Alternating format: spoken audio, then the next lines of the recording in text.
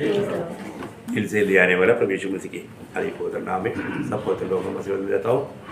प्रभु की बड़ी दया हमें मिला है कि और भी एक दिन हम लोग छोटा जोड़ा करके इकट्ठा प्रभु का गुरु कर पाए। हमारे प्रभु कितना प्यारा है। मसीह जीवन प्रभु का प्यार को चखा हुआ जीवन, क्योंकि यदि प्रभु ने हमसे पर्याप्त प्यार नहीं किया होता आज ये उद्धार का अनुभव हम कभी नहीं पाते, है ना। हमारा उद्धार करने के लिए प्रभु ने हमें कितना बड़ा प्यार किया। उद्धार पाए हुए लोग हमेशा प्रभु का प्यार को जानने के लिए यत्न में रहना चाहिए, है ना। पूरा आनंद काल प्रभु का प्यार को हम नहीं समझ सकेगा, ऐसा महान लोग बोलते हैं। वो इतना महान प्यार है। हमको प्यार करने वाला वास्तव में दुनिया में एकमात्र व्यक्ति प्रभु यीशु मसीह, और वो कभी ना खत्म होने वाला प्यार। इतना बड़ा प्यार से प्रभु ने हमें प्यार किया है, इसलिए वो प्यार को जिसने चखा वो दावा करके बोलता है। जब आपको सबको याद है रोमियो 8:35, कौन मुझे मसीह के प्यार से अलग करेगा? नहीं कर सकता। जिसने वो प्यार को वास्तव में चखा है, वो प्यार को चखा हुआ व्यक्ति कभी भी वो प्यार से किसी भी कारण दूर नहीं हो सकता। लेकिन बहुत बड़ी बात क्या है कि आज भी बहुत लोगों ने उस प्यार को नहीं चखा। प्रभु प्यार है, चक्कर जानो प्रभु कैसा भला है। चखा नहीं, सिर्फ सुना, इसलिए लोग वो प्यार से वंचित हो जाता है।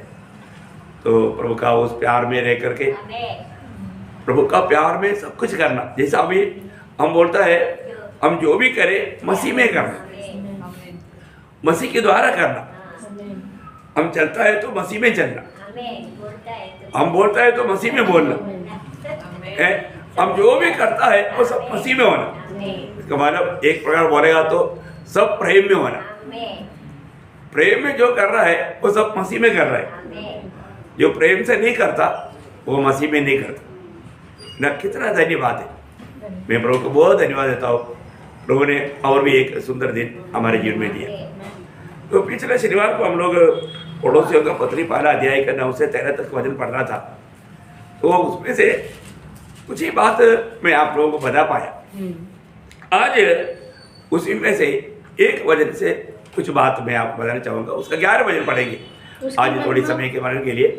वही कोलोसियों पहला अध्याय का 11 वचन। उसकी महिमा की शक्ति के अनुसार उसकी महिमा की शक्ति के अनुसार सब प्रकार की सामर्थ्य से बलवंत होते जाओ। देखिए इसका मतलब क्या है ना, मतलब आप उसकी महिमा की शक्ति के अनुसार बलवंत होते जाने का अर्थ वो पूर्ण रूप में बलवान होते जाना, परिपूर्ण अनुभव में, पूर्ण अनुभव में तो सामर्थ्य पाते जाना, प्रभु का उस सामर्थ्य में बढ़ते जाना।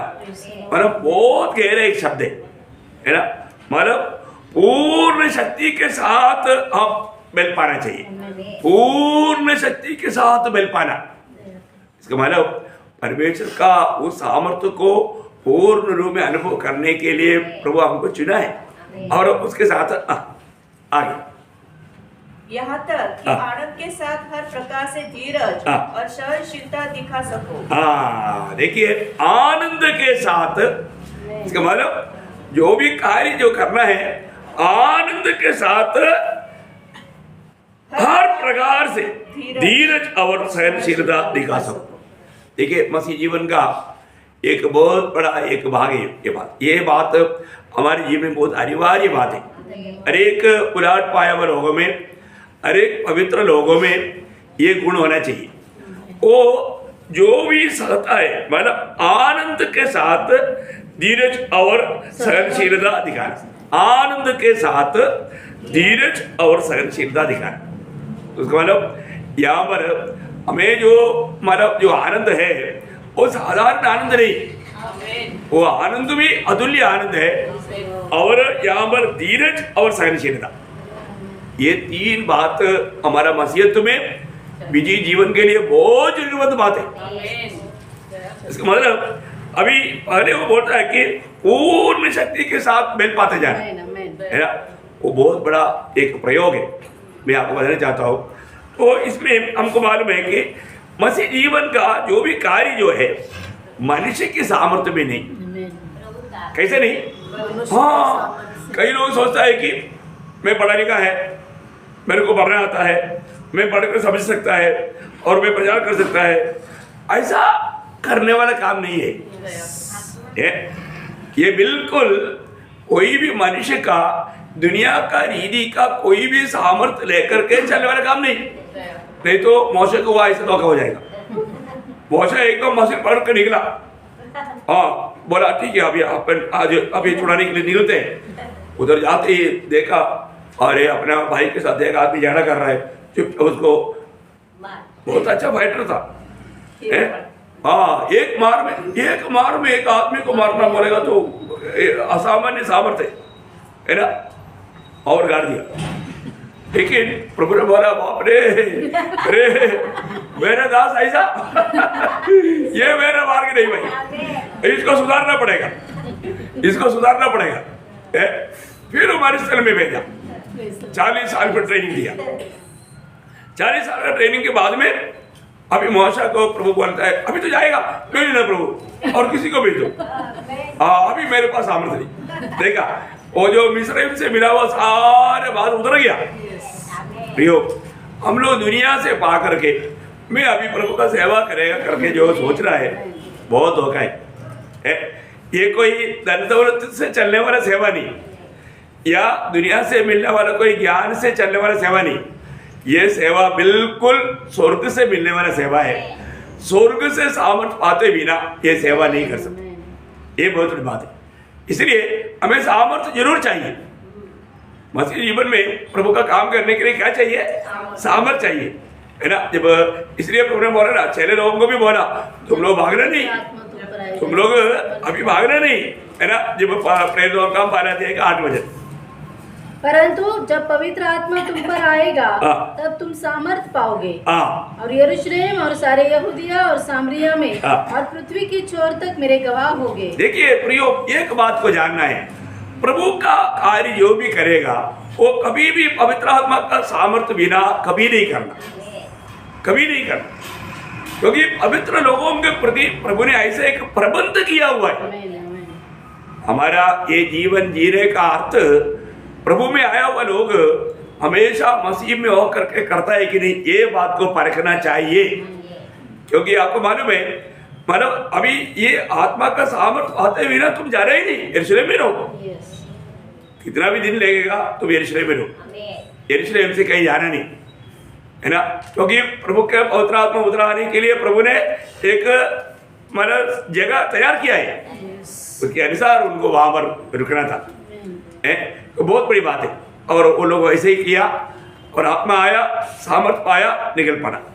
तो बहुत बड़ी बात है हमारे जीवन में, हमारे लिए भी प्रभु ने ऐसे प्रबंध किया, है ना। जब दूसरा पत्रोस उसका 5वां अध्याय उसका 3रा वचन, क्योंकि उसकी ईश्वरीय सामर्थ्य ने, उसकी ईश्वरीय सामर्थ्य ने सब कुछ जो जीवन और भक्ति से संबंध रखता है हमें उसी की पहचान के द्वारा दिया है, हमें दिया है। जीवन और भक्ति के लिए जो भी स्वर्गीय सामर्थ्य का जरूरत है प्रभु ने प्रभु के लोगों को दिया है। बहुत बड़ी बात है। जो लोग पाया प्रभु को स्तुति करेंगे। हाँ प्रियो, प्रभु ने हमें दिया है, प्रभु ने हमें दिया है जीवन और भक्ति के लिए जो भी चाहिए। देखा, हमारा इस जीवन के लिए, हमारा भक्ति के लिए, है ना, जो चाहिए वो सामर्थ्य प्रभु ने हमें दिया है। ये कोई हमारा कोई परिश्रम से पाने वाला बात नहीं, प्रभु ने हमें दिया है, हमें सिर्फ इस्तेमाल करना है, प्रभु का महिमा में इस्तेमाल करना है। इसलिए रोज वो सोर्स के साथ एक सच्चा संबंध रखना हमारा कर्तव्य है ना। रोज रोज हमें उस आत्मा का सामर्थ्य में भरना, उस आत्मा के अनुसार चलना। इसलिए जब एफेसियों का पत्र उसका 6 अध्याय 10 वचन पढ़ना, एफेसियों 6 का 10, इसलिए प्रभु में और उसकी शक्ति के प्रभाव में बलवंत बनो। देखा, प्रभु में और उसकी शक्ति के प्रभाव में बलवंत बनो। ये हमारे लिए एक आज्ञा है। रोज हमें प्रभु में और उसका उस बलवंत शक्ति में रोज बल पाते जाना। हमें रोज बल पाने की जरूरत है। जो भी काम करना है हमें सामर्थ्य चाहिए, अभी वो हमें प्रभु से प्राप्त करना है।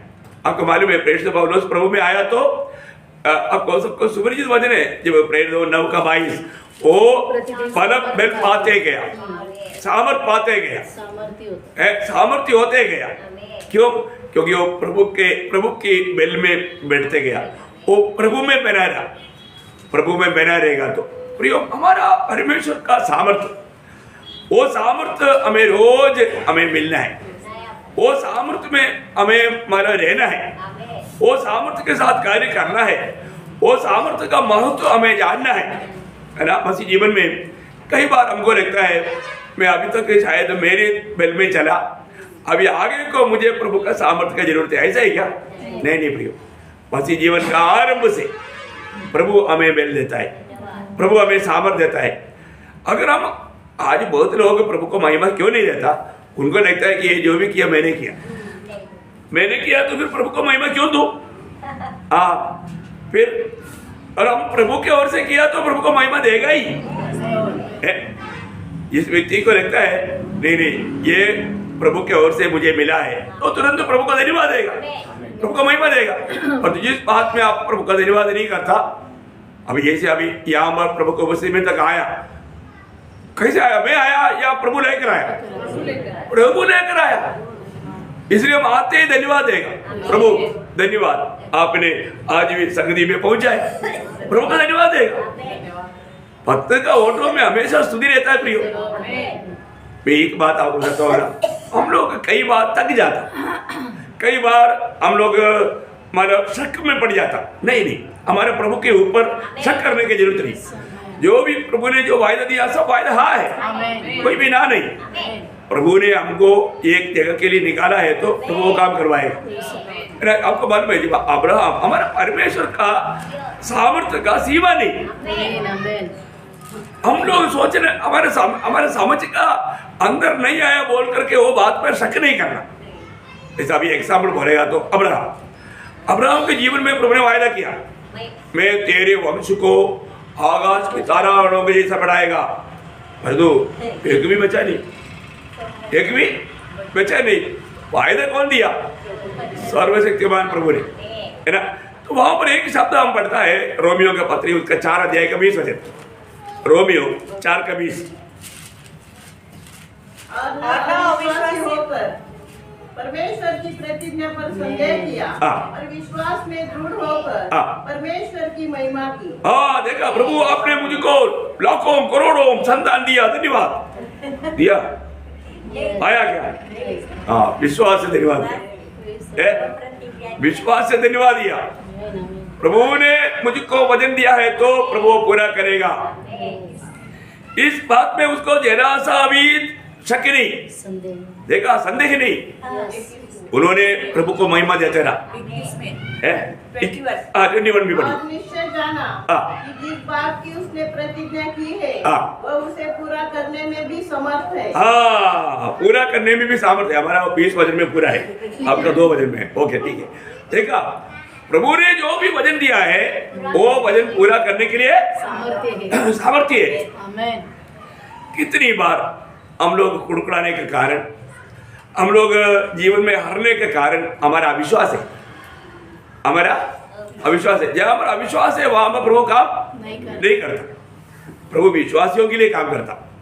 प्रियो, हमारा विश्वास कमजोर नहीं होना, विश्वास में भी बल पकड़ना। ये विश्वास भी, जब लूका 17:5 में 6 लोगों ने प्रभु से क्या विनती किया था?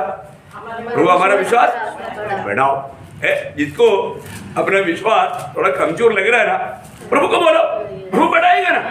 प्रभु को मांगो ना, मांगो तो तुम्हें मिलेगा ना, मिलेगा, पक्का मिलेगा। प्रभु ने बोला ना। आप मांगते ही, क्योंकि लोगों को डाउट है, मांगेगा मिलेगा क्या? अरे मांगो ना, ऐसे बात मांगो ना, प्रभु आपको देगा, है ना। देखो, अरे प्रभु के पास होते हुए प्रभु नहीं देगा, सॉरी कल आना, ऐसे बोलेगा? नहीं, प्रभु कभी नहीं बोलेगा। प्रिय, आप जब भी प्रभु से मांगेगा तुरंत प्रभु वो बात को आपको देगा, क्योंकि आप प्रभु में रह करके प्रभु का महिमा होना ये प्रभु का चाहते है। जब हमारे पहले इतिहास में एक ऐसा एक सुंदर वचन है, उसका 29 अध्याय का 12 वचन, पहला इतिहास उसका 29 अध्याय का 12 वचन। धन और महिमा तेरी ओर से मिलती है, तेरी ओर से मिलती है, और तू सबों के ऊपर प्रभुता करता है। सामर्थ्य और पराक्रम तेरे ही हाथ में है, तेरे ही हाथ में है। देखा, क्या वजन है प्रियो, ये सब प्रभु के हाथ में है प्रियो। आपको जितना बल चाहिए, सामर्थ चाहिए, प्रभु से मांगना, प्रभु हमें देगा, प्रभु देगा। कई बार कई रीति में, कई बातों में लोग प्रभु में इतना विश्वास नहीं करता। मैं आपको बोलता हूँ, हर एक समय में हमें प्रभु का शरणागत बनना। प्रभु मैं एक दुर्बल पात्र है, आप जानते हैं, लेकिन मुझे आपसे सामर्थ चाहिए, क्योंकि मेरा सामर्थ्य का स्रोत आप है प्रभु। जो मैं नहीं कर सकता मैं आपके द्वारा कर सकता हूँ। मुझे विश्वास है आप मुझे ले चलेगा, मुझे सामर्थ देगा।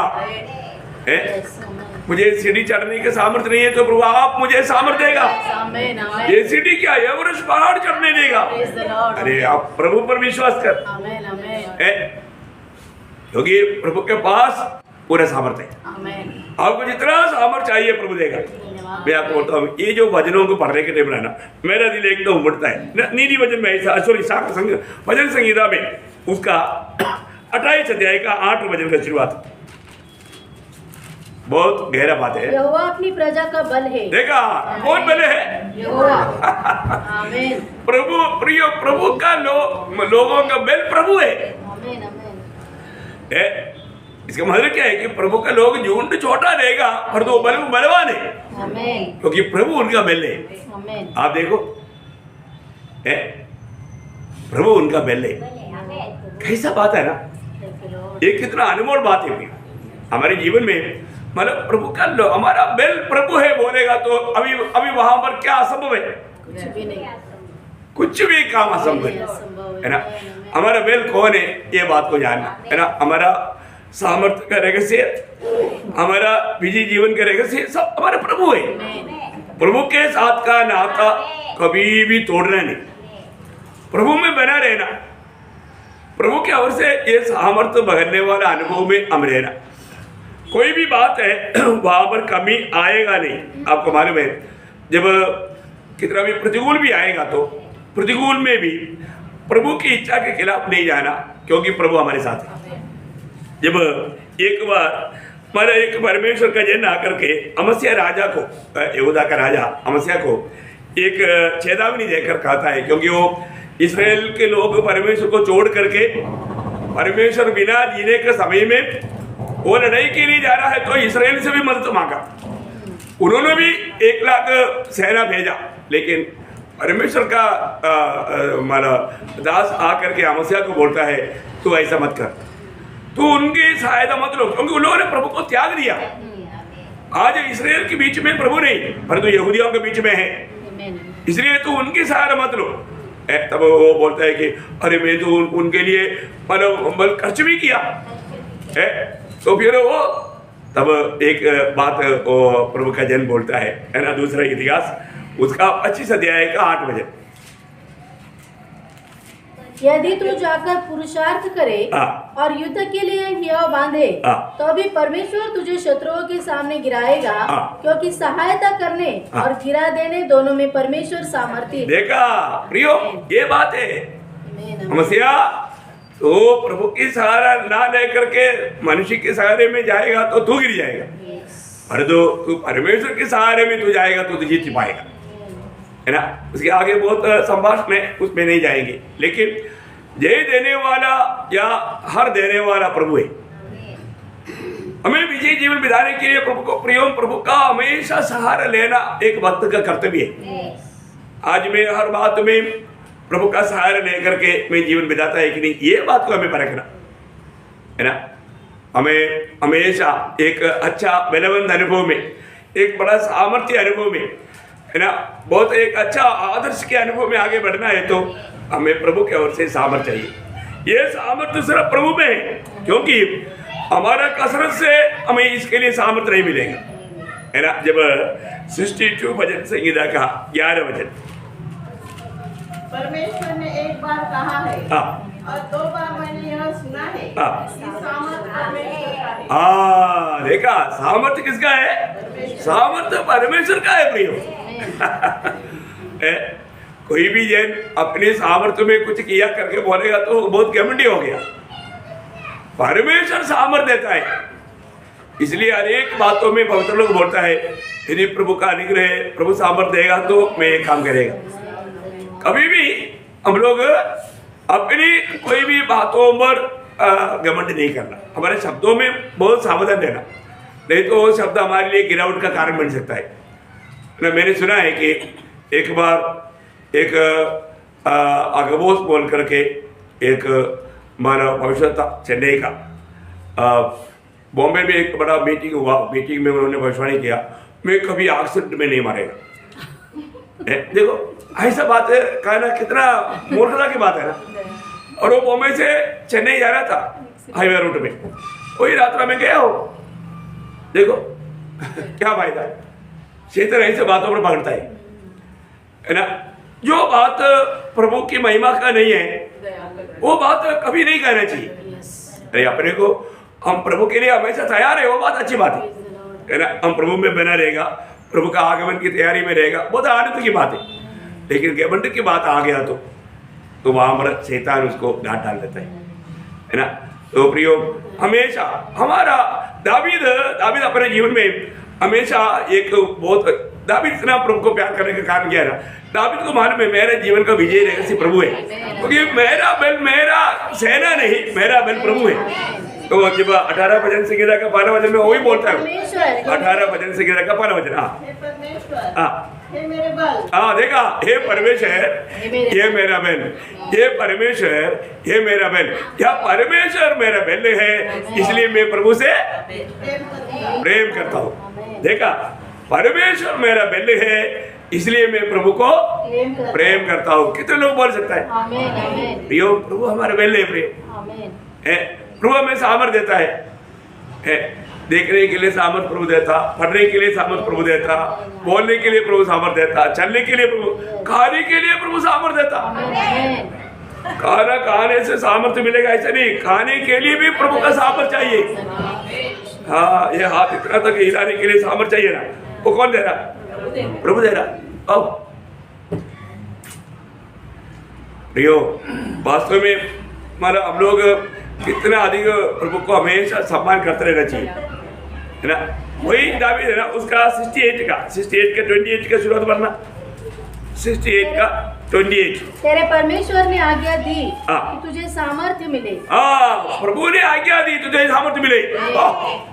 क्या गौरव की बात है। मैं आपको बताना चाहता हूँ, मतलब प्रभु ने आज्ञा दी तुझे सामर्थ्य मिले। प्रभु ने सामर्थ्य दे करके भेजता है, हर एक काम प्रभु करवाता है, प्रभु के अवश्य हमें मिलता है। मैं सोचता हूँ जब एक बार गिदयोन को प्रभु बोलता है ना, मतलब गिदयोन एक डरपोक के समान कार्य कर रहा है, लेकिन वो बहुत दिमाग के साथ कर रहा है। एक्चुअली प्रभु उनके साथ था, लेकिन गिदयोन ने नहीं जाना। लेकिन गिदयोन को प्रभु भेजने के टाइम पर एक शब्द बोलता है वहां पर, है ना, न्यायों की किताब में उसका 6 अध्याय का 14 वचन, न्यायों 6 का 14। तब यहोवा ने उस पर दृष्टि करके कहा, अपनी इसी शक्ति पर जा। हाँ, देखा, अपनी इसी शक्ति पर। जब अभी प्रभु ने उनको सामर्थ्य दिया, बोला अब ये सामर्थ्य के साथ जाओ। हाँ, ये बात है, प्रभु की वो सामर्थ्य के साथ जाएगा तो वो कभी हारेगा नहीं। बहुत बड़ा बात है। प्रभु मुझको सामर्थ्य देता है तो प्रियो, वो यात्रा में प्रभु साथ दे करके विजय प्रदान करेगा, है ना।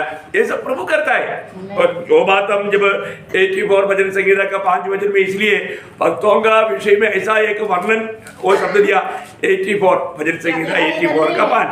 क्या ही धन्य है वह मनुष्य, कई धन्य है वो मनुष्य जो तुझसे शक्ति पाता है, जो तुझसे शक्ति पाता, जिसको सिय्योन की सड़क की सुधि रहती है। देखा प्रियो, जो प्रभु से शक्ति पाता है तो उनका यात्रा पूरा स्वर्ग की ओर है, वो नाश की ओर नहीं, वो जीवन की मार्ग में सिय्योन की ओर है। देखा, बहुत बड़ी बात है प्रियो, वो लोग धन्य लोग हैं, वे लोग प्रभु के उस मार्ग में चलता है ना। हर एक पवित्र लोगों के बारे में प्रभु के लोगों को हर वक्त है ना, जब उसका 68 का थोड़ा उसका 35 वचन भी पढ़ना, 68 का 35। परमेश्वर तू अपने पवित्र स्थानों में भययोग्य है। इस्राएल का परमेश्वर ही अपनी प्रजा को सामर्थ और शक्ति का देने वाला है। इस्राएल के परमेश्वर ही अपने, अभी आप देखो ना, अभी मतलब इस्राएल लोग मरुस्थल की यात्रा में उनमें एक भी कमजोर नहीं था, क्योंकि उन लोगों ने कौन सा भोजन खाया था? स्वर्गीय भोजन, शक्तिमानों का। क्या बोला? शक्तिमानों का या स्वर्गीय दूतों का। देखा, शक्तिमान का खाना खाएगा तो फिर शक्तिमान हो जाएगा ना। अब देखो, शक्तिमानों का खाना खाया, इसलिए उसमें कोई भी एक भी कमजोर नहीं था, एक भी निर्बल नहीं था, है ना। प्रयोग आत्मिक जीवन में हम निर्बल होने का कारण क्या है? प्रभु की ओर से मिलने वाला वो खाना हम बराबर नहीं खाता। आज हम खा पा रहे हैं कि नहीं? खा करके मिल पा रहा है कि नहीं? ये बात को हमें जानना। अगर आत्मिक जीवन में बेल पकड़ा हुआ व्यक्ति, उसके जीवन में आने वाला प्रतिकूलों में वो तकेगा नहीं। यहाँ पर उसलिए बोला है कि इसमें तुम प्रभु की ओर से इस रीति में सामर्थ पाए जाएगा तो क्या होगा? तुम्हारे धीरज भी होगा, तुम्हारा सहनशीलता भी होगा, है ना। और ये बात तुम बहुत प्रेम से सहन करके प्रकट करेगा। हाँ, ये है, ये शक्ति पाने से मिलने वाला एक बड़ा गुण। मैं आपको बोला, ये जो लोग है ना जल्दी क्या बोला, उसी को बोला, इसका मतलब क्या है ना, उसमें शक्ति बिल्कुल नहीं। अरे कुछ भी बोलने दो ना, आपका वो हंसी चेहरा को मत बदलो। क्या समझे? मैंने आपको कई बार वो बुद्धू का बात बोला, बुद्ध का, हमारे दृष्टि में मतलब जो परमेश्वर नहीं बोलने वाला वही तो मूर्ख है, बुद्धू है। फिर भी वो कितना बुद्धिमान है। उसको लोगों ने आकर के एक बार एक विरोधी ने आकर इतने बात बोला है, उसको इतना मतलब तुच्छ किया। तब उसका चेहरे ने बोला, गुरु जी आपने कुछ तो बोलना चाहिए था उसको, उसने तो आपको इतना डांटा, इतना उल्टा पुल्टा बात किया, और एक तो कुछ तो बोलना चाहिए है। तो श्रीमती ने क्या बोला? मैंने उसने जो बोला उसमें से कुछ भी बात लिया नहीं, लेने वाला कुछ बात है। आप बताओ, मतलब हम लोग क्या करता? क्या बोला? हम लोग बहुत बुद्धिमान लोग हैं।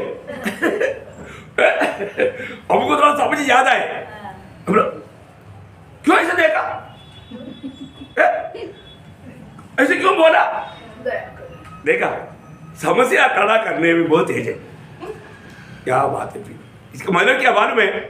हम लोग आत्मिक जीवन में बिल्कुल कमजोर है। हमारा कमजोरी हो, हमारा बलहीनता है प्रियो। हम लोग जल्दी निराश होना, जल्दी याद छोड़ देना। ओ कल के प्रचार में मेरे बारे में बोला था, मैं नहीं आता भाई। देखा बात क्या है? वो इतना आत्मिक जीवन में कमजोर है, उसको समझ में भी नहीं आता, इसलिए दोष लगा करके आराम से घर में बैठ जाता। देखा, आत्मीय जीवन का प्रभु का वचन कहता है, अगर तुम आत्मीय जीवन में बेल पकड़ा है, प्रभु तुम्हारा बेल है, तो तुम प्रेम में सारे बात धीरे धीरे करके सहन लेगा। देखा है, धीरज के साथ सहन लेगा। कब? प्रभु हमारा बेल रहे। हाँ, आज भी बहुत लोग कई बारों में, कई बातों में दुखी निराश रहने का मेन कारण प्रयोग, उन्होंने अभी तक प्रभु में बेल नहीं पकड़ा। अभी तक प्रभु उनका बेल आधार है, वो बात को नहीं समझा।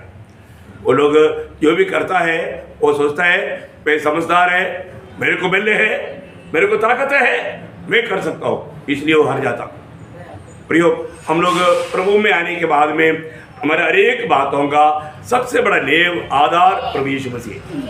यीशु मसीह हमारे बेले। प्रेरित पौलुस हमेशा बोलता है ना, मतलब फिलिपियों 4:13 हमेशा क्या बोलता हो? जो मुझे हाँ देखा, सामर्थ देने वाला प्रभु के साथ उनका अच्छा नाता है। उसके द्वारा सब कुछ कर सकता। हाँ, मैं थोड़ा कुछ करता हूँ, ऐसे ही क्या नहीं है ना, सब कुछ करता हूँ।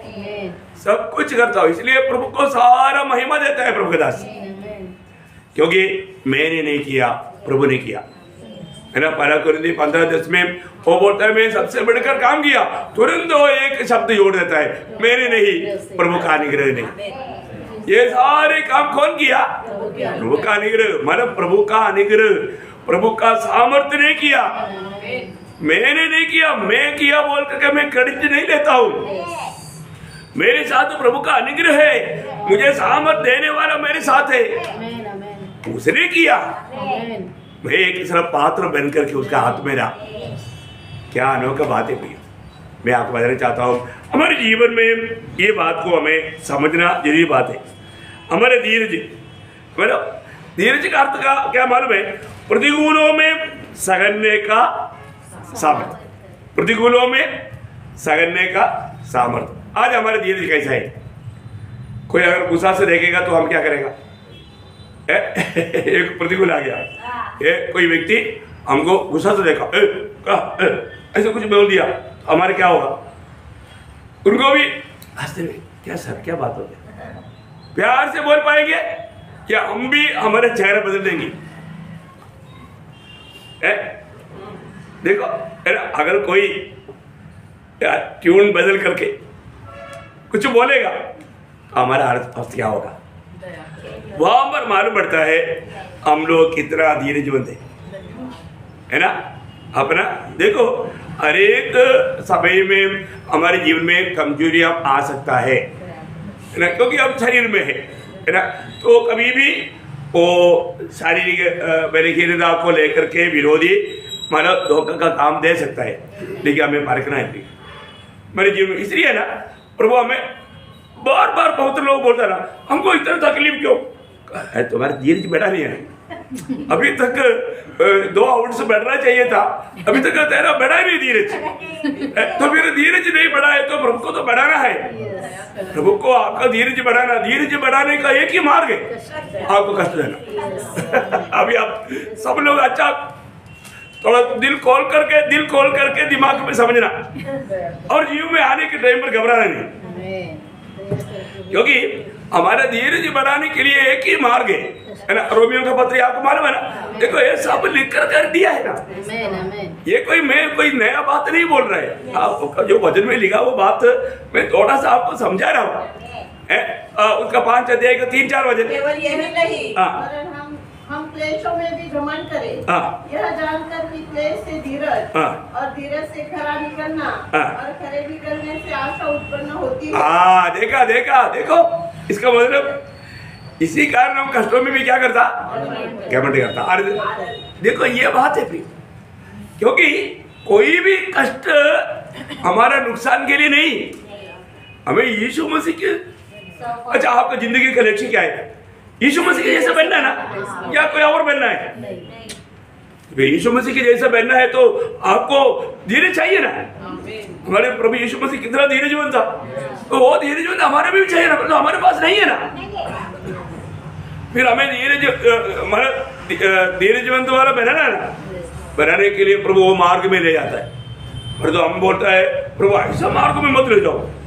प्रभु मैं आपको बोलता हूँ वो हाईवे रोड बहुत अच्छा है। ये ना बहुत काटा है, बहुत मुश्किल है प्रभु, वो अच्छा टार है बहुत है। प्रभु को हम बोलता है, प्रभु बोलते बेटे वो मार्ग में तुझे वो मिलेगा नहीं, तुझे ये मार्ग में जाना है। हम लोग कई बार क्या करता है, प्रभु को उपदेश देता है, प्रभु का उपदेश हम नहीं लेता, हम प्रभु को मार्ग बताता है। ऐसा ही क्या? हाँ, ऐसा नहीं होना चाहिए। हमें जो मार्ग, हमारा मार्ग टोटली हमारा मार्ग यीशु मसीह है, तो प्रभु हमको ले चलता है वो मार्ग में, हमें धन्यवाद देना। हर एक बहुत लोगों ये बात को जानना पड़ेगा, खास करके मानो प्रभु का जो सेवा करना चाहता है वो भी एक बहुत बड़ा दर्शन है। उस दर्शन में बढ़ने वाले लोगों में ये खूबी चाहिए, है ना। जब 2 कोरिन्थी उसका 6 अध्याय का 4 वचन, परंतु हर बात से परमेश्वर के सेवकों के समान, परमेश्वर की सेवकों की, अभी सेवकों को क्या चाहिए उसका बात बोल रहा है। सेवकों की समान अपने सद्गुणों को प्रकट करते हैं, बड़े धैर्य से देखा क्या हो गया? धैर्य से। धैर्य से। ये धैर्य वहां पर आना चाहिए, धीरज। क्या आना चाहिए? धीरज। वो जो धैर्य बोला है वो धीरज के बारे में, बड़ा धैर्य से, बड़ा धीरज के साथ। देखा तो किसको चाहिए? सेवकों को चाहिए, प्रभु के दासों को चाहिए। ये भी हम कोई भी काम करता है, कोई भी बात समझाता है, वहां पर सब क्या चाहिए? धीरज चाहिए भी। वो बात और भी स्पष्ट तीमुथियुस का पत्री भी लिखा है, 2 तीमुथी 2 अध्याय का 24 में पढ़ना। प्रभु के दास को झगड़ालू नहीं होना चाहिए, पर वह सबके साथ कोमल और शिक्षा में निपुण और सहनशील हो। सहनशील हो। ये नहीं कि हमेशा छोटा कुछ बात पूछ लिया तो तुरंत उल्टा गुस्सा करके उनको धमकी दे करके, ऐसा नहीं करना। एकदम धीरजवंत हो, बहुत नम्रता के साथ। प्रियो, ये बहुत बड़ी बात है। 25 में नम्रता से समझाए। नम्रता से समझाए। देखा, बड़ी बड़ी बात है, बड़ी बात है ना। कोई भी कुछ पूछ लिया तो तुरंत गुस्सा नहीं करना है ना। कई लोगों को आता है नहीं, वो तुरंत गुस्सा करता है ताकि आइंदा ना पूछे। ऐसे नहीं, मैं तो बार बार बोलता है पूछो, है ना। आज भी जो जा करके पूछा, हमको बहुत खुशी हुआ, है ना। जो व्यक्ति जो जानने की इच्छा में, हमें उसको बहुत प्यार से समझाना। मैं बार बार बोलता हूँ, आप लोगों को कोई भी प्रकार का डाउट है, आप जरूर पूछो, उसको बड़े प्यार से समझाएंगे। बहुत बड़ी बात है। वो ऐसा गुण प्रभु के दासों को चाहिए, है ना। वही बात 2 तीमुथी 3:10 पढ़ना। परंतु तूने उपदेश, चालचलन, मनसा, विश्वास, सहनशीलता, प्रेम, धीरज और सताई जाने और दुख उठाने में मेरा साथ दिया। मतलब मेरे जीवन में सहनशीलता था, तूने देखा। ये तीमुथियुस को समझा रहा है, ये समझा। उसके बीच में वो सहनशीलता आया, धीरज आया। मतलब ये सब किसमें था? पौलुस में था। पौलुस बोलता है कि देखो, तूने मेरे जीवन में देखा ना, वो तुम्हारे अभी जीवन में हो रहा, क्योंकि तुझे आगे प्रभु का काम करने के समय में लोगों को समझाने के टाइम पर ये धीरज चाहिए। मुझे मालूम है कई लोग है ना, थोड़ा उनको समझ में नहीं आया, कुछ सवाल किया तो एकदम गुस्सा करता है, क्योंकि उनको अच्छे उत्तर देना नहीं आता। अरे ऐसा धमकी देने से क्या फायदा? हमें ठीक है, नहीं आता तो दूसरों को पूछो ना, पूछ करके उनको समझाओ। ठीक है, अभी मैं थोड़ा उसके बारे में थोड़ा पढ़ाई करके, नहीं तो किसी को पूछ करके मैं आपको बताता हूँ। इतना तो सहनशीलता चाहिए ना। प्रियो, बहुत जरूरी बात है। कई बातों में लोग क्या है, वो सहनशीलता नहीं दिखाता। तो प्रभु के लोगों को, खास करके सेवक लोग, इवन अनेक भक्त लोगों के जीवन में यह अनिवार्य है बात है। एक बात आपको बताना चाहता हूँ, जब मतलब जो भी कष्ट में गुजरना पड़ता है ना, उस समय में ये बहुत जरूरी बात है। हम लोग याकूब का पत्री में, याकूब चेतावनी देने वाला एक शब्द ऐसे संदर्भ में पढ़ाता है, याकूब 5 अध्याय का 11 वचन। देखो, हम धीरज धरने वालों को धन्य कहते हैं। तुमने अय्यूब के धीरज के विषय में तो सुना ही है, और प्रभु की ओर से जो उसका प्रतिफल हुआ उसे भी जान लिया है। देखो, इसका मतलब क्या है कि अय्यूब का जीवन को लेकर के हम कितना धीरजवंत होना चाहिए करके सिखाता है। प्रियो, हमारा भी जीवन में कष्ट आएगा तो हमें वो धीरजवंत बना रहना, क्योंकि अय्यूब के समय से बढ़ करके आज हम इतना धन्य अवस्था में, क्योंकि हम प्रभु के आत्मा पावन हो गए, प्रभु के लिए प्रिय हो गए। हमारे तुल्य दुनिया में कोई है क्या? मैं आपको बताऊं, कुछ भी हो, इस पूरा मानव सृष्टि में मंडली जीवन के जैसा तुल्य जीवन और कुछ भी नहीं। और वो सौभाग्यता प्रभु के अनुग्रह से हमें मिला। हमें उसके लिए कितना मतलब दिल की गहराई से प्रभु का आभारी होकर के प्रभु का धन्यवाद देना चाहिए। लेकिन एक्चुअली क्या है, हमने जो पाया उसका महत्व तो बहुत लोगों ने नहीं जाना। वो है सच्चाई। अय्यूब अपने इतने कष्ट और मुसीबत के बीच में भी कुड़कुड़ाया नहीं। वो बोलता है कि अरे प्रभु ने दिया, प्रभु ने लिया, इसमें प्रभु का महिमा। अरे एक बातों में है ना, कभी भी दुखी निराश नहीं होना, कुड़कुड़ाना नहीं, प्रभु को दुख देने वाला काम हम नहीं करना, धीरज बनना भी। कितना बड़ा हमारा ऐसा अनुभव में या हमारा अय्यूब गया। लेकिन उसका आप धीरज देखिए, है छोटा सा कोई बात हो गया तो लोग कितना घबरा जाता, लेकिन योग के जीवन में देखो, है उनका 10 का 10 बच्चा मर गया, सारा संपत्ति लूट गया, इतना ही नहीं उनका सुंदरता भी नष्ट हो गया और हेल्थ भी नष्ट हो गया। देखा, ये सारे अवस्था में भी योग घबराए नहीं। योग बोलने वाला बात है, योग 13 का 15 आपको याद है, क्या बोलता हो? देखा, वो मुझे घात करेगा, मुझे कुछ आशा नहीं, हाँ। तो भी मैं अपनी चाल चलन का पक्ष लूंगा। बोलने का अर्थ, यदि प्रभु मुझको कदम भी करेगा तो भी मैं प्रभु का ही बात जोते रहेगा। क्या निर्णय है ना? बोलने का अर्थ क्या है कि मेरे जीवन में प्रभु परमिशन देते बिना कुछ भी नहीं आएगा, इसलिए जो भी होने देगा, और प्रभु की इच्छा है मुझे प्रभु को बाहर डालने का, तभी भी मैं प्रभु को बोलेगा प्रभु धन्यवाद। ऐसा हो बात।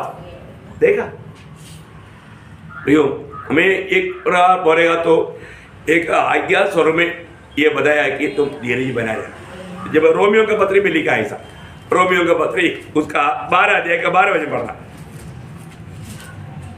आशा में आनंदित हो, क्लेश में स्थिर रहो। देखा, क्लेश में स्थिर रहो, स्थिर रहो। बोले मतलब क्लेश में तुझे उस धीरज दिखाओ, उस क्लेश में तुम अपना धीरज दिखाओ, एक आज्ञा है। आप देखिए हमारे जीवन में जब क्लेश आता है, देखो सब अनुकूल परिस्थिति में हम खुशी मना करके दिखाया, वो कोई बड़ी बात है क्या? नहीं नहीं नहीं, प्रतिकूल के बीच में हम खुशी मनाएंगे क्या? चारों तरफ से हमें दुखदायक वेदनाजनक बात,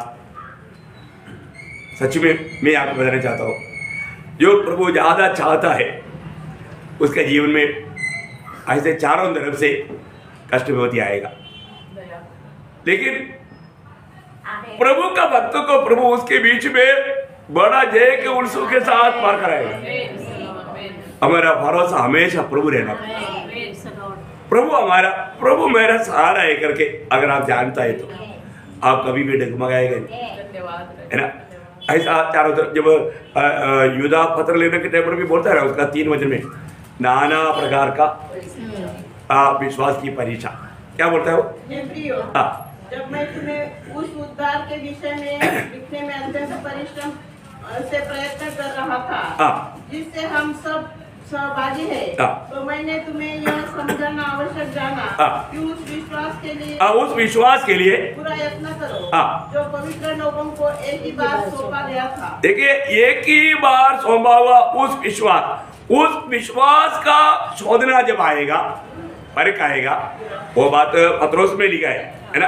पत्रोस 12 अध्याय का 7 वचन, और यह इसलिए है कि तुम्हारा परखा हुआ विश्वास जो आग से ताए हुए नाशवान सोने से भी कहीं अधिक बहुमूल्य है, यीशु मसीह के प्रकट होने पर प्रशंसा और महिमा और आदर का कारण है। कितना बड़ा बात है प्रियो, हमारा विश्वास परखा जाएगा। लोग क्या बोलते हैं, विश्वास को मत परखो, क्योंकि परखा गया तो गया। कोई भी परीक्षा नहीं चाहता बिना परीक्षा का पास करो और 100% मार्क दे दो, ये सबका इच्छा है। ऐसा चाहिए क्या? नहीं नहीं प्रियो, हमें परीक्षा होना जरूरी बात है, हमें परखा जाना जरूरी बात है। परखा जाएगा तब मालूम पड़ेगा। आप कोई भी चीज लेता है, आप परखता है कि नहीं? कपड़ा लेता है तो उसको परखता है, कोई बाइक लेता है ना, कोई भी चीज लेता है परखता है लोग। ऐसा है तो हमें स्वर्ग का लायक है कि नहीं, प्रभु परखता है। मेरे पुत्र के साथ राज करने का योग्य है कि नहीं, प्रभु परखता है। वो परख में हम कैसे नहीं गिरेगा? प्रभु में अनेक लोगों को तीतुस का पत्री में, तीतुस उसका 1 अध्याय का 2 वचन पढ़ना, नहीं तो 2 का 2 पढ़ना, एक का 2 होगा, एक उस आनंद जीवन की आशा पर जिसकी प्रतिज्ञा परमेश्वर ने जो झूठ बोल नहीं सकता सनातन से है।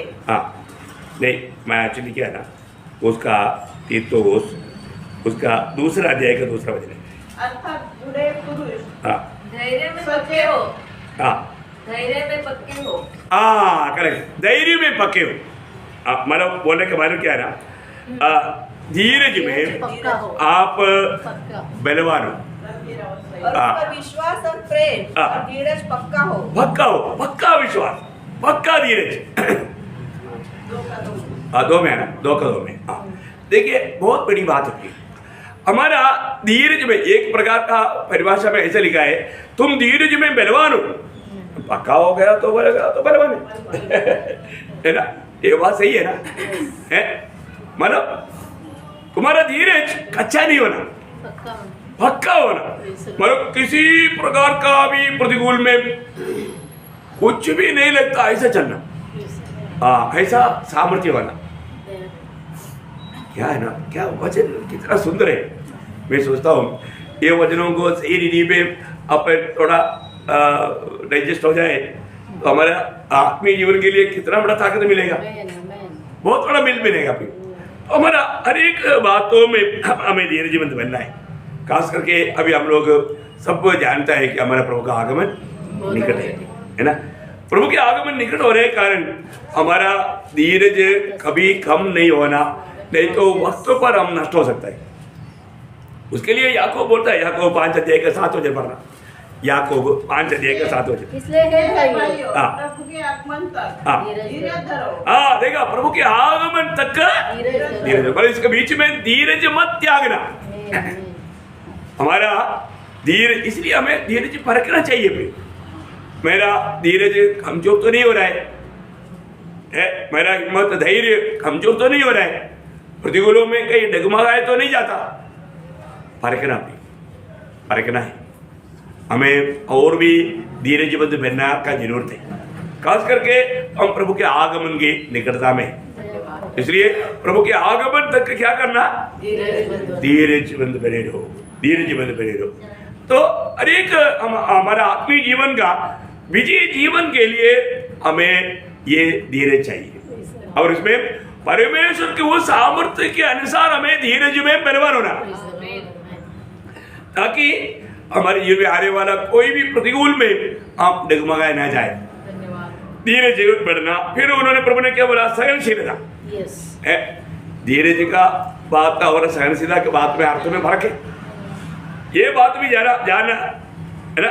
धीरज का बात संदर्भ के अनुसार की बात है, संदर्भ या सिचुएशन, अवस्था। परंतु ये जो मतलब सहनशीलता क्या है, मनुष्य की संबंध की बात है, मनुष्य के संबंध की बात है।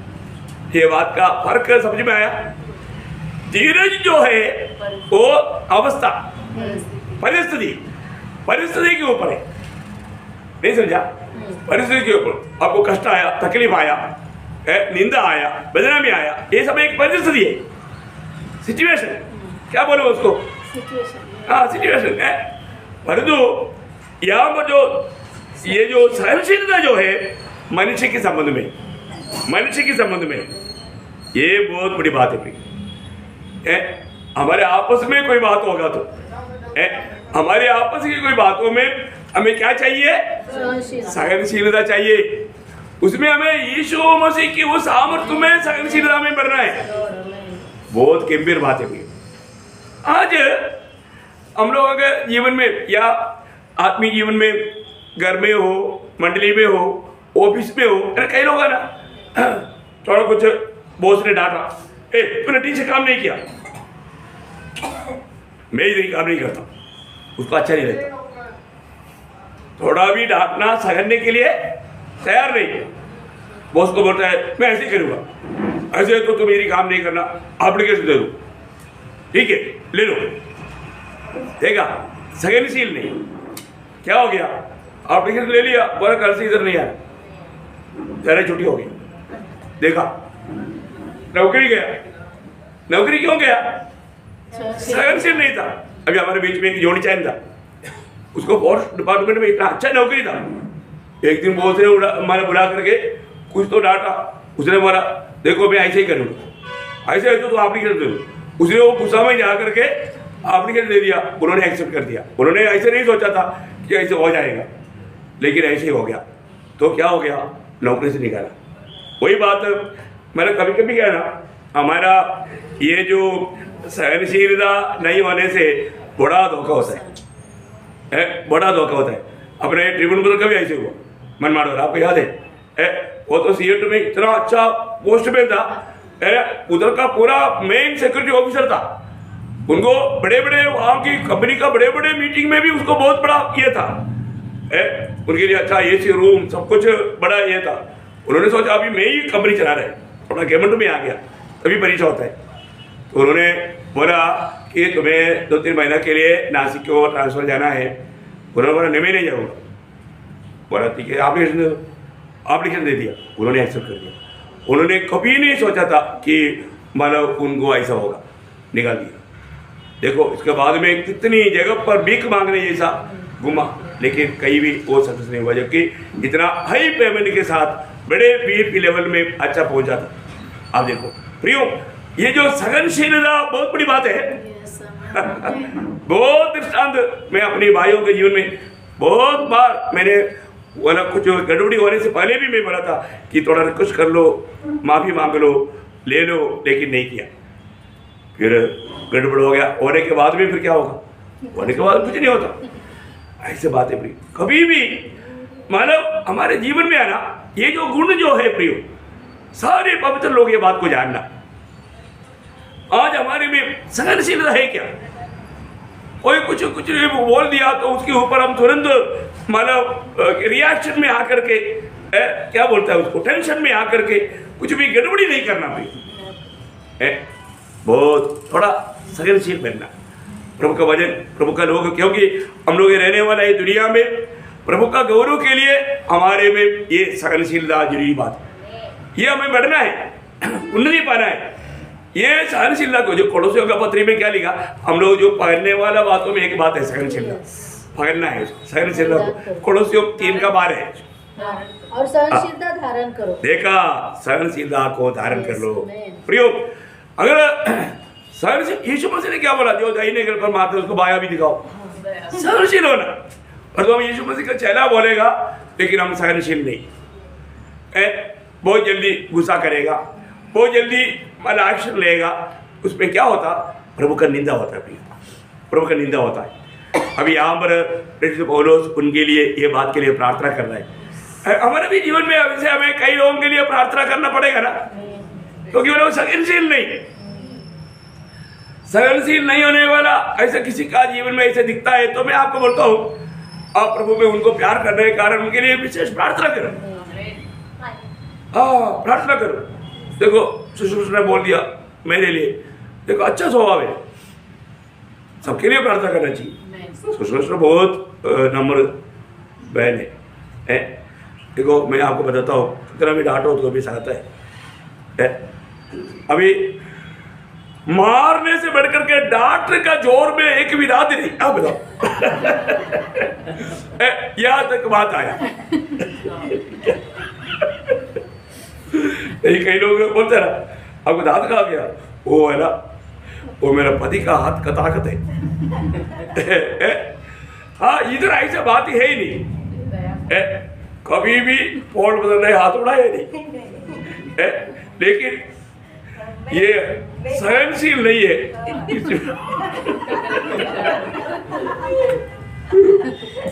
प्रभु ने दिखा दिया। बाप रे, क्या बात है, कितना भयंकर बात है ना। नहीं, हमारा सुषमा बहुत आनंद है, दांत नहीं है उसके लिए भी धन्यवाद देता हूँ।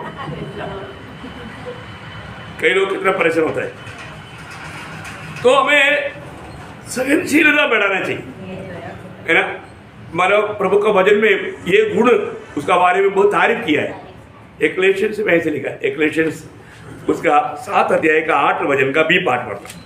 एक्लेशियंस 7 अध्याय का 8 वचन का बी पाठ। और धीरजवंत पुरुष अहंकारी से उत्तम है। हाँ, धीरजवंत पुरुष अहंकारी से उत्तम है। यहाँ पर वो सहनशीलता को धीरजवंत बताया है, धीरजवंत पुरुष, है ना। धीरजवंत पुरुष, वहां पर सहनशील पुरुष आना चाहिए। सहनशील पुरुष अहंकारी से उत्तम है प्रिय। देखा उनका तारीफ है। आज मैं कहां तक सहनशील है, मराठी में कैसे लिखा? मराठी में क्या किसके पास है मराठी? ठीक है, कोई बात। तो बहुत बड़ी बात है, मैं आपको बोलना चाहता हूँ कि मतलब वो शब्द मराठी में आया कि नहीं मालूम करने के लिए है? नहीं, ओके कोई बात नहीं, किसके पास मराठी नहीं। ओके देखो, मतलब हमारे जीवन में बहुत प्रकार, मतलब ये बात है ना, ये बात तो में प्रभु का लोगों में ये गुण होना जरूरी बात है, नहीं है ना? उन्नतपणाच्या इस्मापेक्षा सहनशील मनाचा देखा, सहनशील, देखा वो शब्द है, देखा, इसलिए मतलब यहाँ पर सहनशील चाहिए था, सहनशील शब्द ढूंढ रहा था। देखा मीरा ना, मतलब आपको बोलने का अर्थ क्या है ना, हम लोग उसका वो जो भाषा का भी आता है, इसलिए अपना ऐसे बोलता है। ओके, प्रभु को धन्यवाद देते हैं। सहनशील होना है ना, जब भी कोई भी व्यक्ति को कई बार क्या है ना, लोग उल्टा पुल्टा भी बात पूछता है, तभी भी सहनशील होना, उसके साथ गुस्सा नहीं करना है ना। जो दूसरा तिमोथी में प्रभु के दासों के लिए एक शक्ति चेतावनी है ना, उसका दूसरा तिमोथी 4 अध्याय का दूसरा वचन, वचन का प्रचार कर, समय असमय तैयार रह, सब प्रकार की सहनशीलता, देखा, सब प्रकार की सहनशीलता के साथ, और उल्हाना दे। हाँ देखा, बोलने का अर्थ क्या है कि जो भी आप उपदेश देगा, शासना देगा, जो भी काम करेगा, सहनशीलता के साथ करना। समझ में आ रहा है कि नहीं? हाँ, बहुत ऐसे नहीं क्रोध में आकर के, गुस्सा में आकर के, बहुत बड़ी बात है। एक माँ के समान, एक पिता के समान है ना, सहनशील होना बहुत जरूरी बात है ना। अगर ऐसा नहीं है तो मंडली जीवन में मंडली को चलाना बड़ा मुश्किल हो जाएगा है ना। खास करके अगुआ लोगों को ये गुण बहुत जरूरी बात है। विश्वासियों को भी आपस में चाहिए, सहनशीलता चाहिए है ना। कई जगह पर ये जो गुण ना होने के कारण बड़े बड़े समस्या खड़ा होता है। प्रभु का अनुग्रह है, प्रभु ने अभी ऐसा कोई समस्या वालों को नहीं देखा। ऐसे जो भी था, प्रभु ने मंडली को शुद्ध करते जा रहा है। मैं आपको बोलता हूँ, जो भी ऐसे स्वभाव के लोगों को प्रभु दूर करता है, प्रभु दूर करेगा, ये काम प्रभु करेगा है ना। क्योंकि हमें इस जीवन की यात्रा में विजयी जीवन बिताने के लिए, विजयी पाने के लिए ये चाहिए। आपको मालूम है, प्रभु यीशु मसीह हमारा विजयी लोगों का अवस्था बोलने के टाइम पर लूका 21 अध्याय का 19 वचन में, लूका 21 अध्याय का 19 वचन में वहां पर भी जो धीरज आया, लेकिन वहां पर भी सहनशीलता आना चाहिए। आप मराठी में देखेगा तो शायद मिलेगा, मिलेगा लूका 21 का 19। किसी के पास मराठी है? अपने धीरज द्वारा तुम अपने प्राणों को बचाओ। अच्छा, मराठी में ऐसा है नहीं, वो तो हिंदी हो गया ना, वो तो हिंदी पढ़ा। ओके, तो सबका ऐसे ही है। ओके, लेकिन यहाँ पर भी सहनशीलता, यहाँ पर भी एक्चुअली आना चाहिए, सहनशीलता आना चाहिए। वो है वहाँ का प्रयोग हमें सहनशील। अभी आपको मालूम है, मैं आपको बोला ना, धीरज किस बात से बोलता है, ये सब, ये दोनों शब्द में मिला जुला अर्थ है, लेकिन एक परिस्थिति की बात है और एक आपस की बात है। ये जो सहनशीलता ये आपस की बात है, नहीं समझा? तो हमें एकदम मतलब सहनशील होना बहुत जरूरी बात है। आपको मालूम है, नीति वचन उसका 15 अध्याय का 18 वचन, नीति वचन उसका 15 अध्याय का 18 वचन। क्रोध,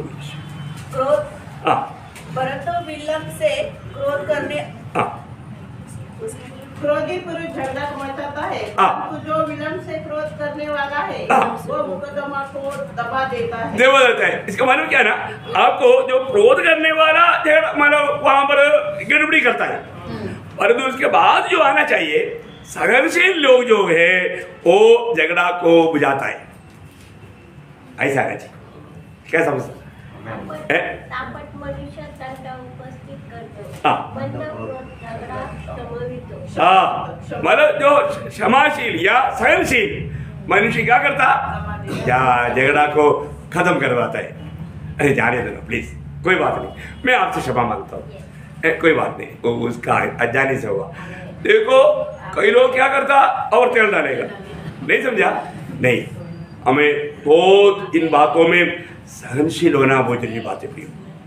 मैंने देखा है बहुत बार बहुत जगह पर समस्या बढ़ने का एक ही कारण है प्रियो, लोग सहनशील नहीं, लोग मौका दे करके दूसरे लोगों को फंसाता है।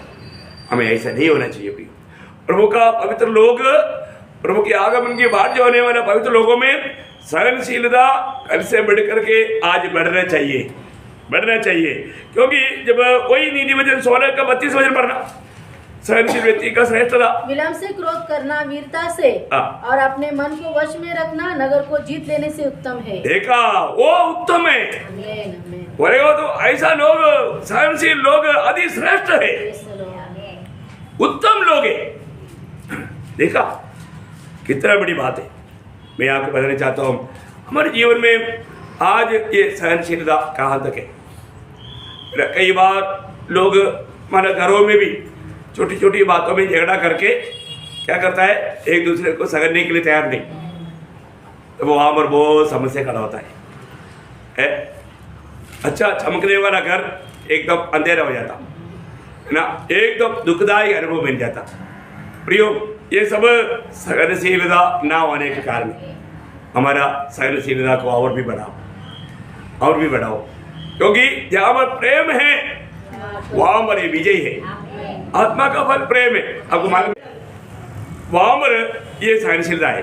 आप देखिए 4 वचन, प्रेम धीरजवंत है और कृपालु है। प्रभु धीरजवंत है, वहाँ पर सहनशीला है, प्रेम सहनशीला है। प्रेम बोलने का मतलब, यदि हम प्रभु की आत्मा का अधीन रह करके जीवन बिताने के लिए सीखा है तो वहां पर सहनशीलता है, सहनशीलता है। देखो मराठी में है ना, आप पढ़ना, सहनशीला है। हाँ, प्रेम सहनशीला है। देखिए देखो, मैं एक बात आपको बताना चाहता हूँ, ये हमारे लिए हर बात में आदर्श कौन है? प्रभु यीशु मसीह है। प्रभु यीशु मसीह हमारे आदर्श है ना। इतनी निंदा होने के समय में, इतना कष्ट में, इतना वेदना में, तड़पने के समय में भी हमारे यीशु मसीह पिता को बोलते हैं, पिता इन्हें क्षमा कर। ये क्या कर रहे हैं? इस यीशु मसीह के द्वारा चलाए जाने वाले लोग हैं, यीशु मसीह के द्वारा चलाए जाने वाला हम लोग कितना सहनशील बनना चाहिए। यीशु मसीह की वो सहनशीलता के सामने हमको ये दुनिया में कितना भी विपत्ति आएगा तो उसके सामने कुछ भी नहीं। आप देखोगे हम लोग आज सहनशील है क्या, हमारा सहनशीलता कहाँ तक है, ये बात को हमें परखना चाहिए। क्योंकि हम क्यों इन बातों को सहता है, आपको मालूम है कि एक बात मैं आपको बताता हूँ, आज बहुत लोगों के जीवन में आशा नहीं, आशा है तो सहने के लिए कोई दिक्कत नहीं। हमें जो भी दिक्कत आएगा, समस्या आएगा, ये छोटा सा जीवन में आएगा। ये जीवन में आने वाले बातों के पीछे प्रभु का उद्देश्य है, ये सब जानेगा तो आप दुखी नहीं होगा। अभी यीशु मसीह का बात आपको मालूम है, इब्रानियों 12 अध्याय का 2 वचन, उन्होंने जो आगे धरा था उस आनंद को देख करके देखा है ना, पढ़ना उसको थोड़ा। विश्वास के कर्ता और सिद्ध करने वाले यीशु की ओर ताकते रहे, जिसने उस आनंद के लिए जो उसके आगे धरा था, लज्जा की कुछ चिंता न करके क्रूस का दुख सहा। देखा, मतलब उन्होंने खुशी से सहा, आनंद से सहा। हम लोग कई बार क्या बोलता है, अभी क्या करूं, अभी तो उसको माफ करना पड़ेगा अभी तो अपने को तो सहना पड़ेगा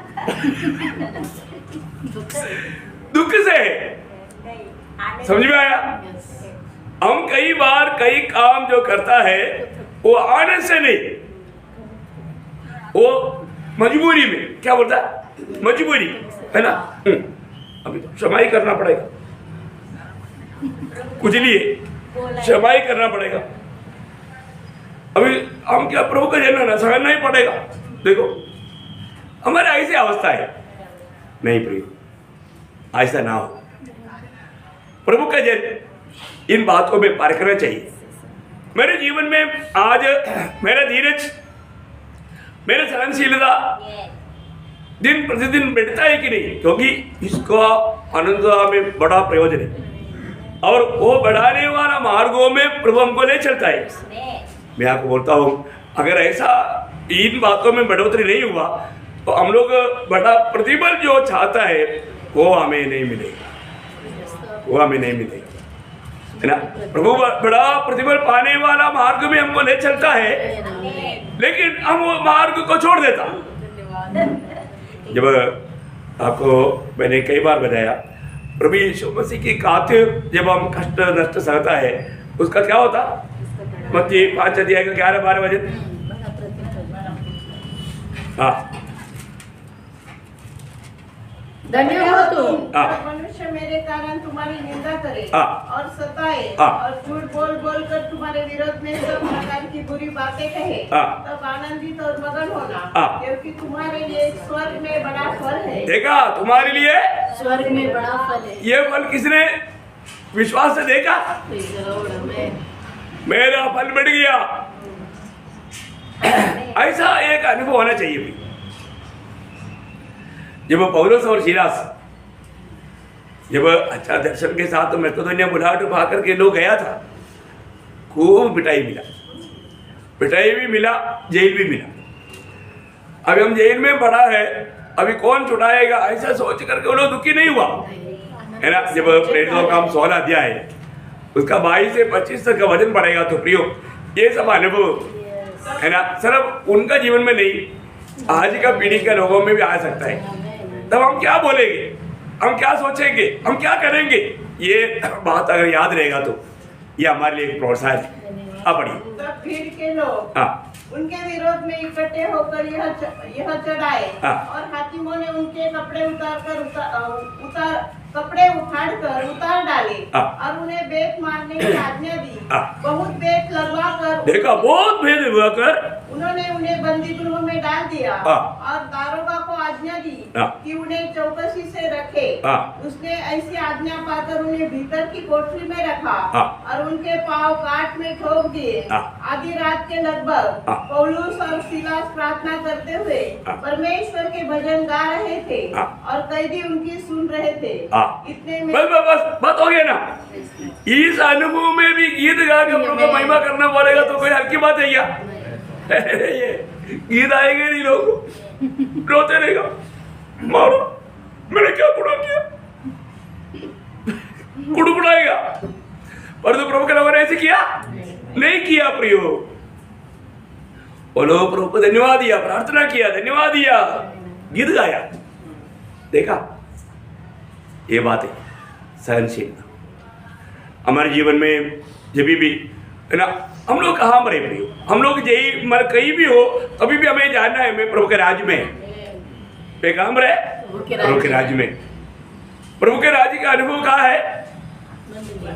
देखो, ये दुनिया में रहने के समय में, प्रभु के राज्य में रहने के टाइम पर भी कई तकलीफ आएगा, लेकिन वो तकलीफ में भी तकलीफ हमारे ऊपर, मतलब जो प्रभु का राज्य के अनुभव के ऊपर नहीं आना, नहीं तो डूब गया, नहीं तो पतरस का जैसा विश्वास खो दिया, डूबने देगा, ऐसी अवस्था आएगा।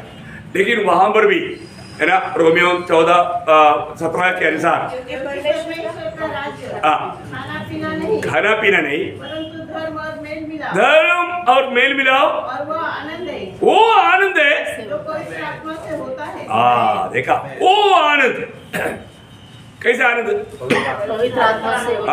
भजन संहिता में 4:7 में ऐसे लिखा है, वो आनंद का एक मूल्यवान बात है ना। भजन संहिता 4 अध्याय का 7 वचन।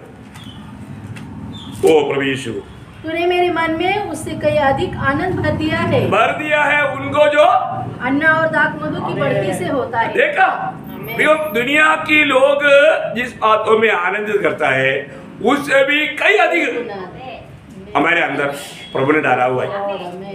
वो आनंद कभी भी नष्ट नहीं होता। उस आनंद पाया हुआ लोगों का जीवन में कोई भी प्रतिकूल में वो आनंद वो प्रतिकूलों के ऊपर से तैरता है, तो इसलिए उनका चेहरा और अधिक चमकेगा। चमक रहा है कि नहीं? Praise Lord. जो कष्ट में गुजरता है ऐसा लोगों के चेहरे देखो, मैं आपको बोलता हूँ, वास्तव में जो ओरिजिनल मसीह है उनके चेहरा ज्यादा चमकेगा, ऐसे समय में ज्यादा चमकेगा, ज्यादा वेदना में। बहुत बड़ी बात है। मैंने ऐसे कई लोगों का चेहरे में देखा है कि इतना कष्ट में है लेकिन उनका चेहरा चमक रहा है। क्या है ना, प्रभु उसमें महिमा ले रहे हैं, है ना। देखो हम लोग जो भी आनंद लेता है प्रियो, ये दुनिया की बातों में नहीं, आत्मा का आनंद है, आत्मा का आनंद। हम आत्मा में है तो वो आनंद हमारे जीवन में, हमारे चेहरे में रहेगा।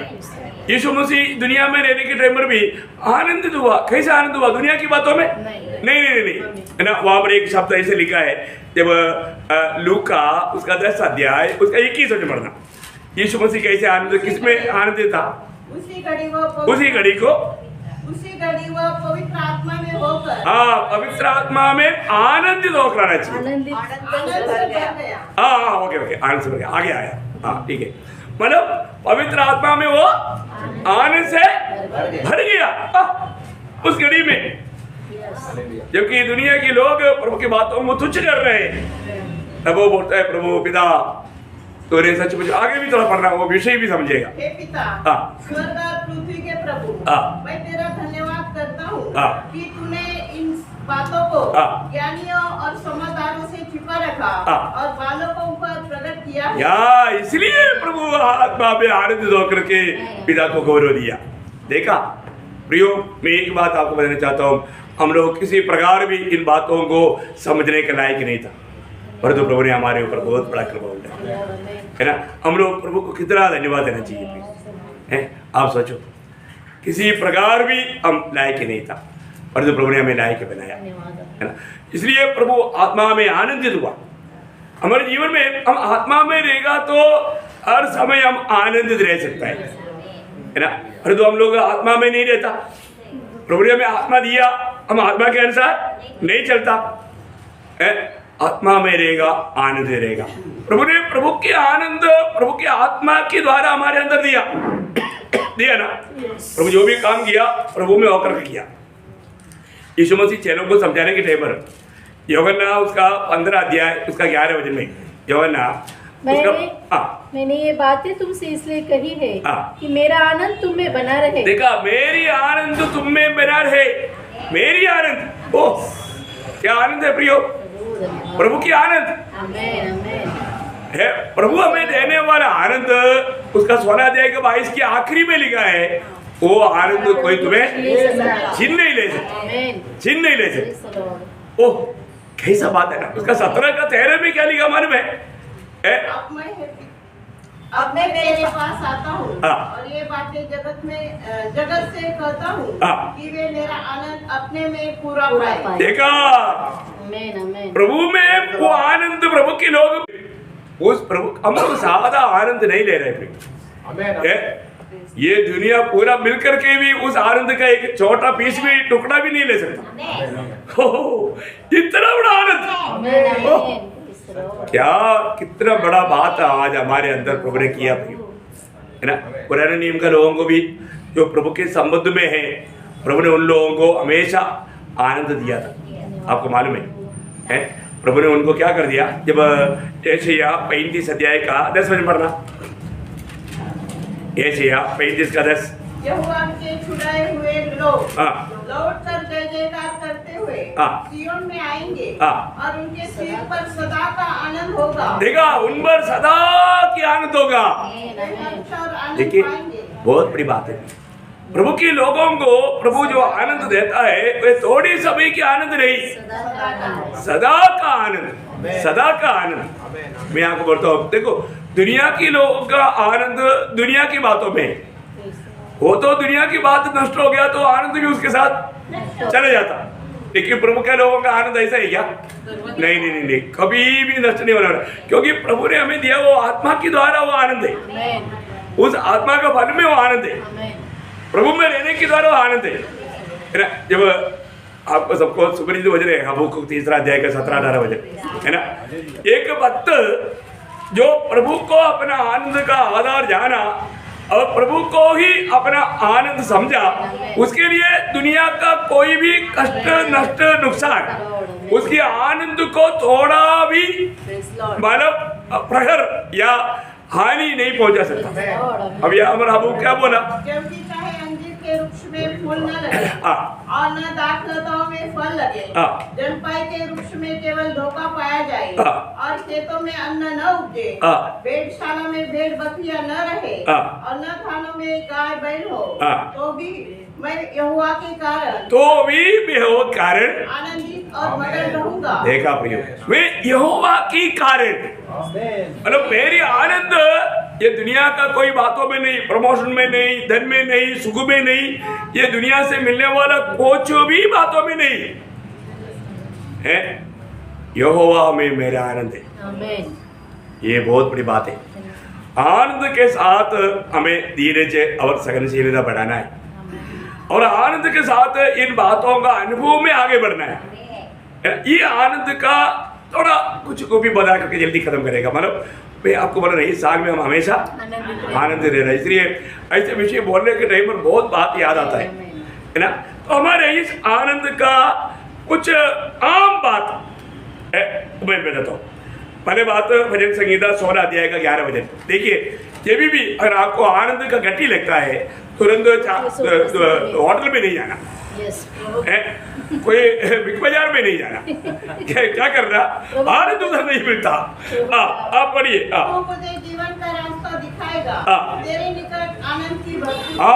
क्या करना, आनंद जब गट्टी लगता है तुरंत भाग करके प्रभु की उपस्थिति में आना। क्या समझा? मैं हमेशा ऐसा करता हूँ। कभी भी आनंद का गट्टी लगता है तुरंत मैं जाकर के प्रभु को उपस्थिति में घुटना टेकता हूँ। अब इतना आनंद के सागर से ऐसा पीता हूँ, भरपूर पिएगा तो भी सागर में कुछ कमी पड़ता है क्या? नहीं पड़ता। क्या अनुभव है, बहुत श्रेष्ठ अनुभव है। बाइबल खोलना और बाइबल पढ़ना। देखिए, जब भी आपको आनंद कम लगता है तो क्या करना, प्रभु का वचन को खोल करके उसको पढ़ना। प्रियो, हमारा आनंद और कोई कहीं नहीं होना चाहिए, प्रभु ही। अब पिछले दिन में हमने कई बार ध्यान किया हुआ एक शब्द है नहमीया 8:10, उसका आखिरी भाग क्या बोलता है? मतलब यहोवा का आनंद मेरा बल है। देखा, आज अगर ये आनंद नहीं रहेगा तो क्या होगा? प्रियो, बहुत बड़ी बात है प्रियो। अपने जीवन में मैंने वो पाना है कि नहीं, ये बात को स्मरण करो। मैं अभी ज़्यादा नंबर नहीं करूँगा, मैं जल्दी से जल्दी मैं आपको ये बात को खत्म करना चाहता हूँ, है ना। लेकिन देखो, जो भी प्रभु का शरणागत है, जल्दी 1-2 वचन पढ़ना। भजन संहिता 5 अध्याय का 11 वचन। ओ लॉर्ड जीसस, परंतु जितने तुझ पर भरोसा रखते हैं वे सब आनंद करें। देखा, सब प्रभु के सारे शरणागत, प्रभु के सारे शरणागत को आनंद मिलता है ना। प्रभु को आनंद कम नहीं होने देगा, है ना। उसका 25 का भजन संहिता 25 का 11। यहोवा के कारण आनंदित और मगन हो। देखा है, धर्मी लोग यहोवा के कारण तो आनंद और मगन हो, क्योंकि प्रभु आपके साथ है ना। आखिरी एक वचन पढ़ करके मैं समाप्त करूंगा, क्योंकि अभी जरूरत है इसे समझ रहे हैं। ओके, तो यूहन्ना का सुसमाचार 16 अध्याय उसका 24 वचन। प्रियो, हमारे जीवन में प्रार्थना का रीति में करेगा तो आपका आनंद पूरा हो जाएगा। ये प्रभु यीशु मसीह का